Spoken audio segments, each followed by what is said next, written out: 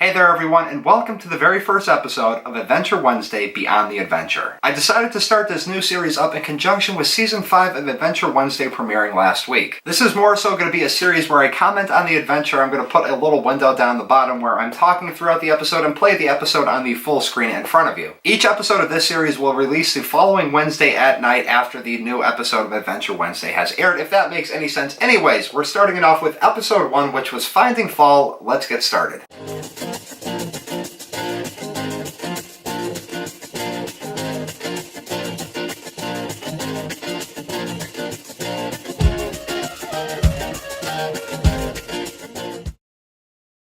Alright, so starting off, the first thing that I wanted to show was us crossing the border into the state of Vermont before showcasing the new Season 5 intro of Adventure Wednesday. That's one thing you guys know I like to do, is change up the intro every single season and showcase some of the cool places that I brought you in the previous seasons, some of my new favorite places that I brought you in the previous seasons, stuff like that.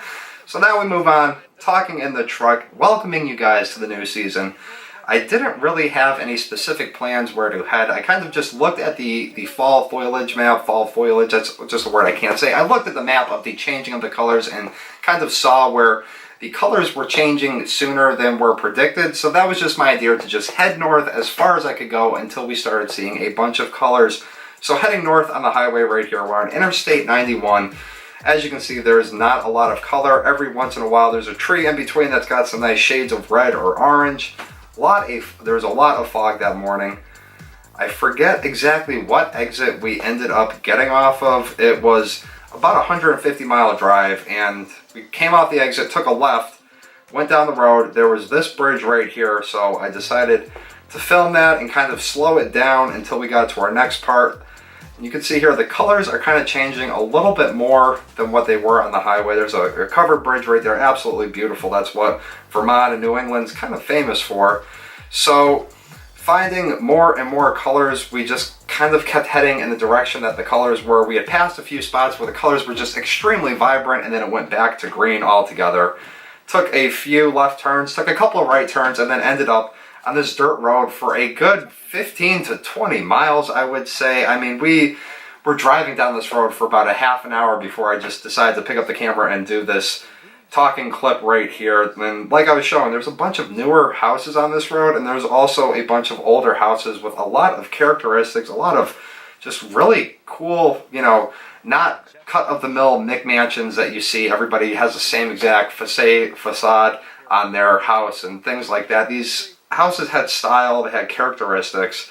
And coming up right here, I actually start turning the camera over, and there was a good 15 or so turkeys in the field. And the first thing that I wanted to say was I thought that these were actually grouse. I thought they were grouse at first. I haven't seen a grouse in a while, but then like that, I kind of got a tongue twister there. I wasn't sure if they were grouse, but they were turkey. And then we also saw this fox, which was probably a good 10 minutes before we even got onto the dirt road. But like you can see on the right here, this is some guy's property. The left of it, some guy's property. Just a road going right down the middle of it.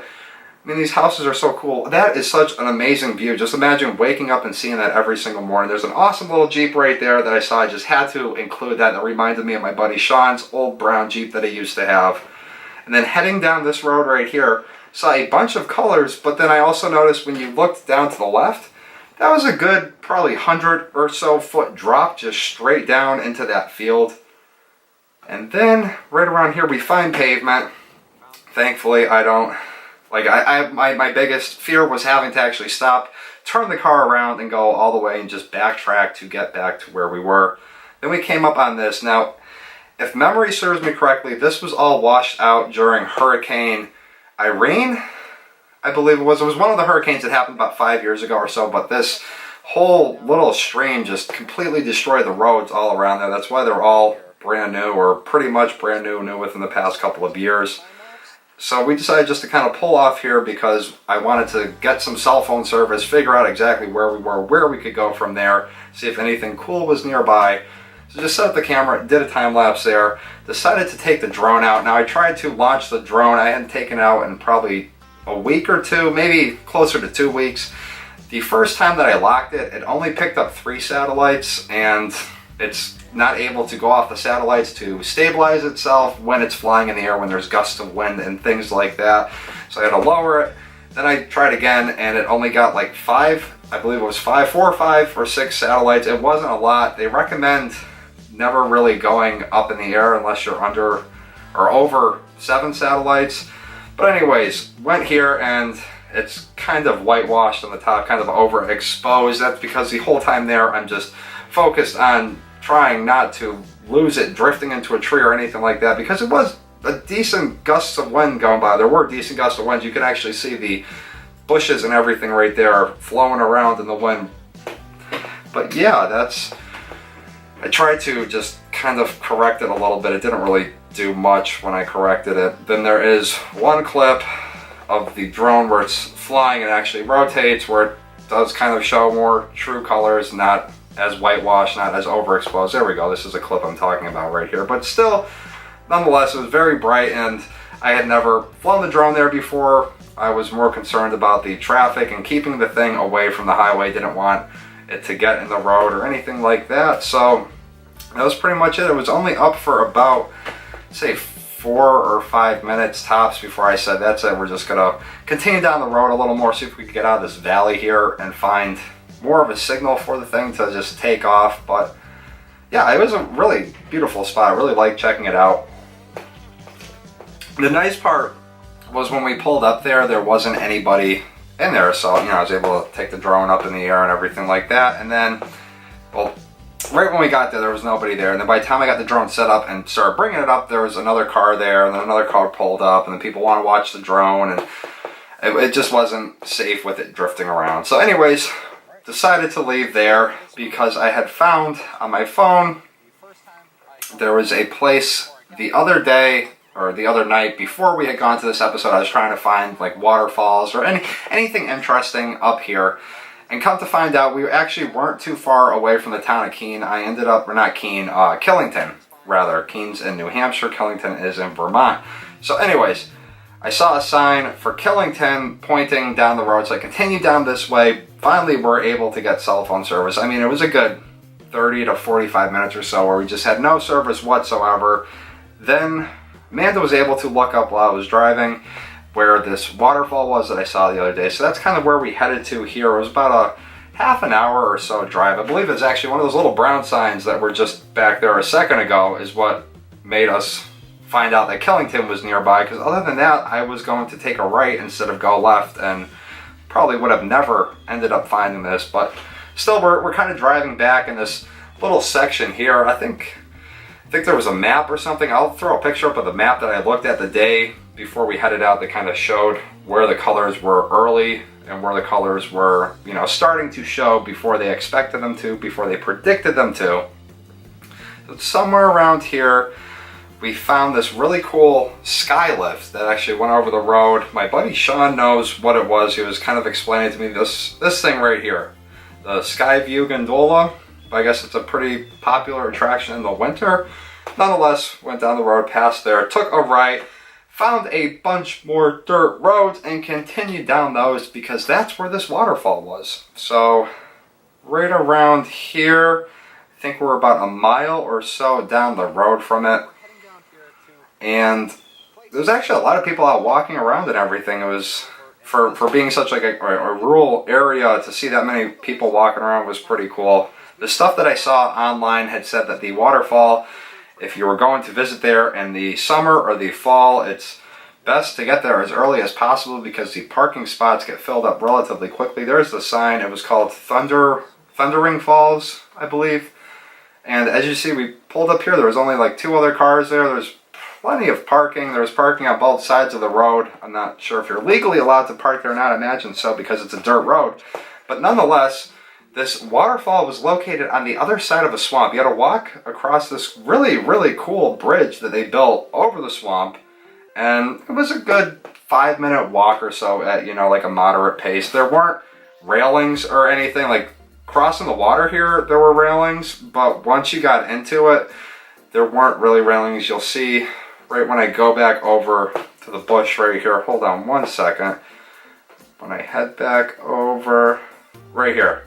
So I don't know if they put ropes up, because there are posts sticking up. So I'm not sure if they put ropes up there in the summer, or maybe they just rotted away and fell down. But nonetheless, no railings. Very, very beautiful. You just literally step away from this road and you're in the middle of the woods on this really nice path. I think the boards there are all like recycled materials. That's what they look like the Trex decking material.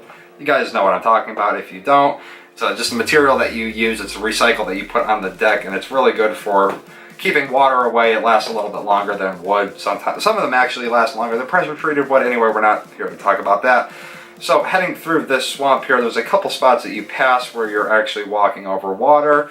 There's a few spots where it goes up and down, but if you have a wheelchair, it's very easily wheelchair accessible. You can see nothing really to grab onto though for railings, like I just said. But then you head over here, and the whole time you can hear the waterfall like in the background, and it just gets ridiculously loud. Once you're about here, you can hear the thing. It's almost too loud to like talk over. So you head up this trail right here, you take a right, it cuts back like 2 or 3 times, and then there it is. It opens up like this. Really cool. It always reminds me of like Endor, you know, when you get into like a big treed pine forest, old forest. So you come up around this corner right here, and there was a waterfall.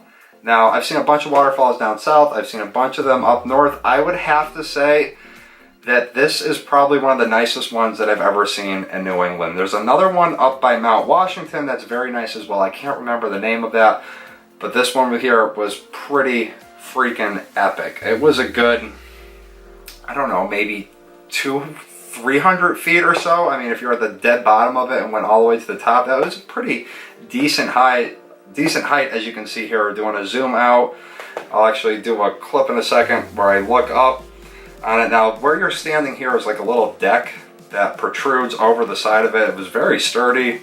There's actually a couple other people standing on it with us at the same exact time, and that's about a quarter to halfway up the waterfall. So very, very high waterfall. I imagine this looks really, really cool in the winter, and also in the spring when the winter runoff is coming down it. But then when you get down here, there's actually a house. You could barely see it right there. There's like a red house, and they have like a bunch of water mills or water wheels and everything like that outside. So that'd be pretty cool if they were harnessing the energy. I'm sure they are. I'm sure in recent years and years past, the person that owned that homestead probably used that to grind flour or grind stuff like that. You know, they use the power of the water. It's just, I was awestruck that I had never been to this one before, because I do like waterfalls. I think they're really cool. They're really beautiful. We actually decided from this point in time we were going to walk up even higher. Yeah, there's a house right there. You could kind of see some pipes coming out on the bottom, but decided to cross. This was extremely slippery. This was like Amanda's second or third time wearing those new boots, so they hadn't really been broken in yet. But yeah, that's still the top. We probably walked up a good 2/3 of it before we headed back down. Gradually went down there before it got really steep. That's about the cutoff where that cliff is right there, where when I zoomed up before you could see it. But other than that, it was easily a 5-minute walk, very easy to get through. It wasn't buggy for being in the middle of the swamp, and it was a very, very warm day. So that is it for this episode. I'm just closing it out right here. I'm closing this out right now. If you guys enjoyed this new series, this new spin-off on Adventure Wednesday, let me know by hitting the thumbs up button. I plan to do this for a couple more episodes, see how it does, and then go from there. If I should continue it or not, let me know what your impressions of it were in the comment section. Let me know how you felt about last week's episode of Adventure Wednesday. If you haven't checked out that episode, the link is up here, down below in the description, and then also the link for this week's episode of Adventure Wednesday is down below in the description as well. I will see everybody tomorrow for Thungry Thursday. Peace.